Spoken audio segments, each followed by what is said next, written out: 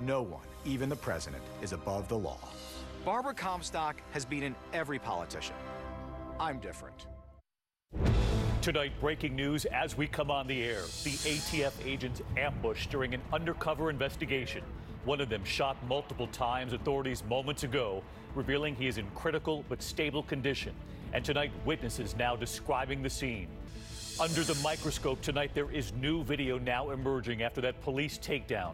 An unarmed man beaten after police say he would not sit down.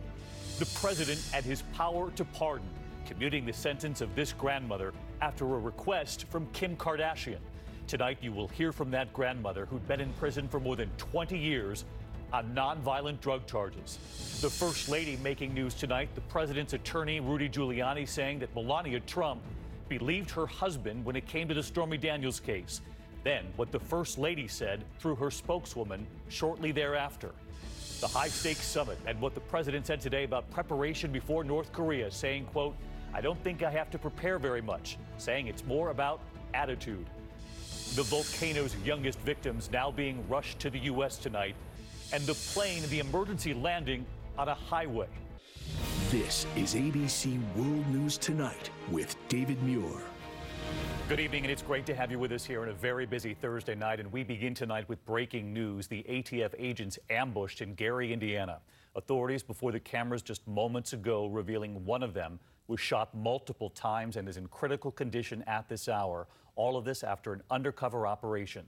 Law enforcement teams are on the scene at this hour, and we have just learned at least one suspect is dead, and there is word coming in of at least one person in custody tonight. ABC's Alex Perez leading us off. ATF agents are swarming the scene in Gary, Indiana after what they are calling an ambush. ATF was conducting an undercover operation in Gary, Indiana when our agents were ambushed. One of our agents was shot multiple times. Hit in the chest and arm, now in critical but stable condition, though expected to survive. About noon, there was a bunch of shots, so I went down the basement, which is what I do when they're shooting. Then about 5 minutes later, I came back up. There was a car that sped away, and then the ATF had their guns basically pointed at a house across the street. Officials tell ABC News that one suspect was killed during the shootout. Another is in custody tonight. The operation part of a push by ATF agents trying to crack down on guns in the Chicago area. So let's get to Alex Perez joining us live tonight. And Alex, we've learned this undercover operation in Indiana, as you mentioned there, was part of this ongoing effort aimed at stopping guns from getting into Chicago. And authorities said moments ago that this agent who was shot was going after, quote, the worst of the worst. Yeah, that's right, David. Officials say this is all part of a long-term plan to stop the flow and trafficking of guns before they get into the hands of criminals. And of course, the end goal here is to lower the city's crime rate. David? Alex Perez, you'll stay on this into the night. Thank you. Meantime, tonight calls for an independent investigation at this hour amid new images coming in tonight after that violent police takedown. Police seen beating an unarmed man after police say he would not sit down. You saw some of those images last night here, and now we see what happened in the moments right before. Tonight, the new body cam images and major questions about previous cases involving the same police department in Mesa, Arizona. And moments ago, we heard from the man who was beaten for the first time. Here's ABC's Whit Johnson. Dude, they told you to sit your down. Tonight, growing calls for an independent investigation of the Mesa, Arizona Police Department. Have a seat. Guess what? I ain't going to ask you again. Have a seat. After newly released body cam video showing what led up to this violent arrest, officers say 33-year-old Robert Johnson ignored their commands. All the way down. All the way down. A knee to the body, a barrage of punches, dropping Johnson to the floor. Because you didn't even need to put all that force on me. What the you need to put fist on me for, huh? Huh? Yep. Oh, yeah. Guess what? You Police say Johnson was resisting and thought he might have had a knife, but no weapon was found. I want Mesa to be held accountable for what they have done. His attorney says the case fits a pattern of bad behavior. That Mesa has had a culture of hurting people, shooting people, and killing people, and this is sad, and it needs to stop immediately today. The police department already under fire after this takedown of an 84-year-old grandmother in February. Crawl towards me! Crawl towards me! And the fatal shooting of an unarmed man in a hotel hallway. that officer fired and later acquitted of second-degree murder. This is a trend. There's something in the training, or you have to have some type of accountability in that department that's weak. There's not a message being sent to officers on the ground that this kind of behavior won't be tolerated. The Mesa police chief says he's already making changes, but calls the video of Robert Johnson's arrest troubling. This in no way represents the whole work that is done every day. They're human beings, and certainly at first glance, this looks like a mistake. So let's get to Whit Johnson with us again tonight. And Whit, I know after several cases involving this police department, there are calls tonight for an independent investigation. Is there any sign that that's going to happen?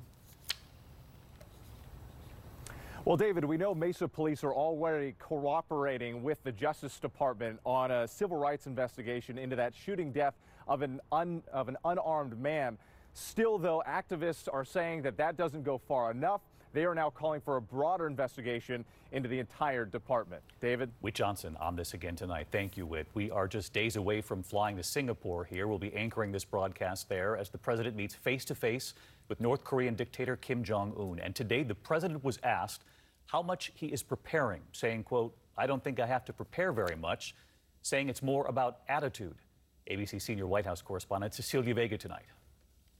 With the North Korea summit now just days away, President Trump was asked just how prepared he really is. I think I'm very well prepared. I don't think I have to prepare very much. It's about attitude. It's about willingness to get things done. What he says it's not about, the pictures. This will not be just a photo op. This will be, at a minimum, we'll start with perhaps a good relationship, and that's something that's very important toward the ultimate making of a deal.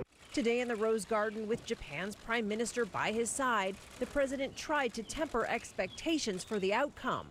I believe we're going to have a terrific success or a modified success. And while he maintains he would not hesitate to call off the meeting once again. So I am totally prepared to walk. It could happen.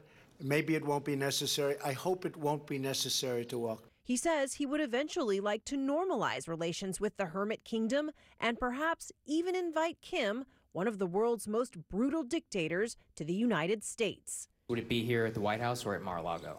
Maybe we'll start with the White House. What do you think? That visit could start at the White House, he says. Cecilia Vega live from the White House tonight. And Cecilia, as you reported there, President Trump really trying to manage expectations today, saying just moments ago he's prepared to walk if he has to. But he did raise some eyebrows with what he said about preparation. Yeah, you said it at the start, David. He says this is not so much about preparation as it is about attitude going in. The Secretary of State now seems to kind of try to be cleaning this one up. He says the president has received daily briefings from his national security team, and we're told that his Secretary of State and the president have spent about 10 hours a week together in person and on the phone preparing for this summit, David. 10 hours a week. Cecilia Vega at the White House. Cecilia, thanks as always. Meantime, tonight, First Lady Melania Trump making news late today after the president's attorney, Rudy Giuliani, said that Melania Trump believes her husband when it comes to the Stormy Daniels case. Shortly after, though, we heard from the First Lady, her own version put out by her spokeswoman. Here's ABC's Lindsay Davis on that. It was the first real glimpse of her we've had in weeks. Melania Trump in front of the cameras alongside her husband. Thank you, Melania. She's doing great. She went through a little rough patch, but she's doing great. Today, she was out of the public eye once again, but making her voice heard. Her office responding to comments from the president's lawyer, Rudy Giuliani, who was asked what the First Lady thinks about Stormy Daniels. Can't speak for Melania.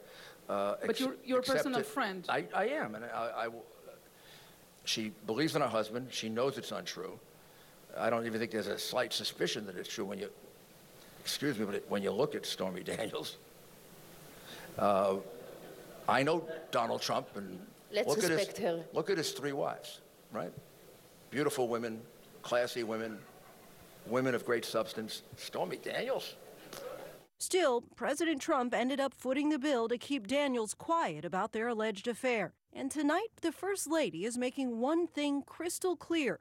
Her spokeswoman telling us, "I don't believe Mrs. Trump has ever discussed her thoughts on anything with Mr. Giuliani."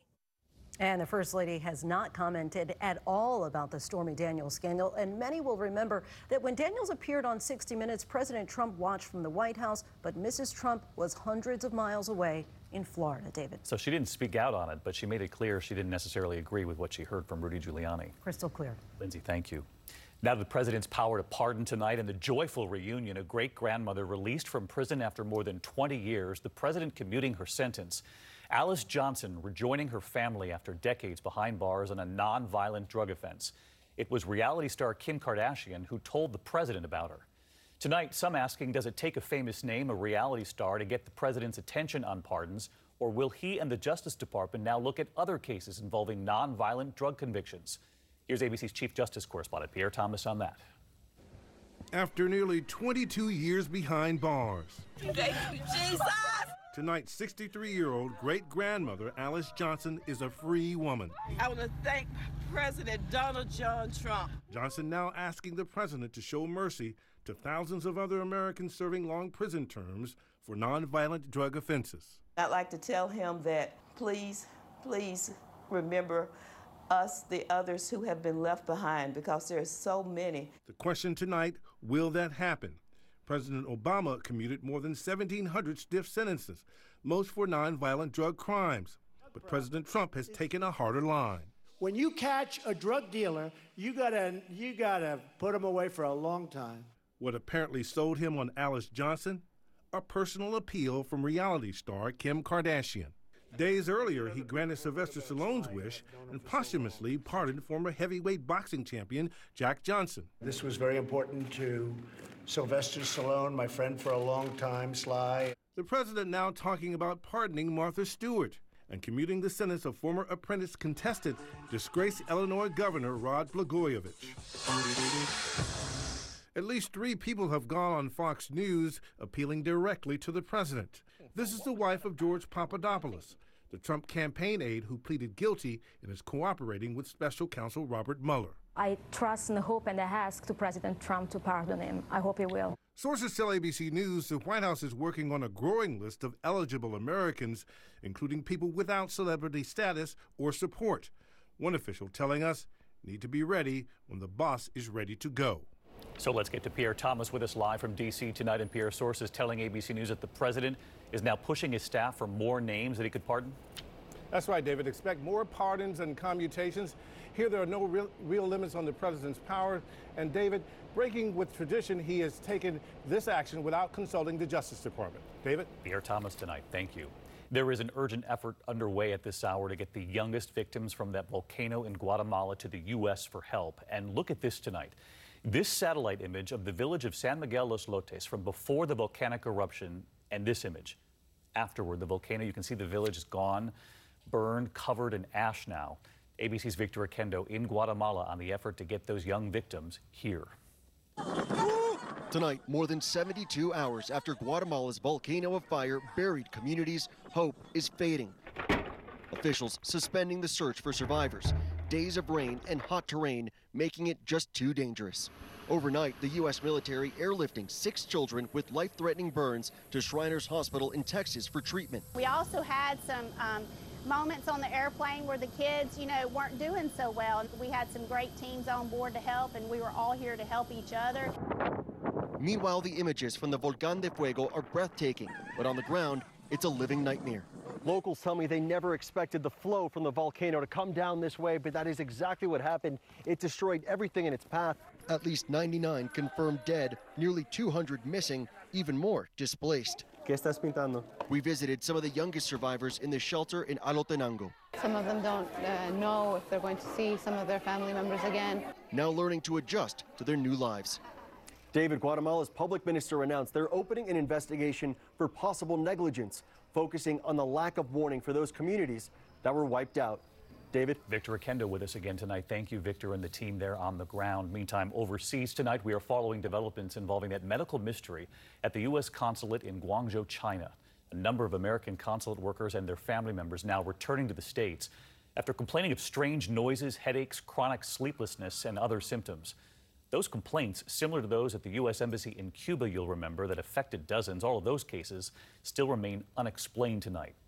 And here in New York City this evening, the official cause of death now for designer Kate Spade, amid word from her husband. And all of this comes as the CDC tonight releases new and alarming numbers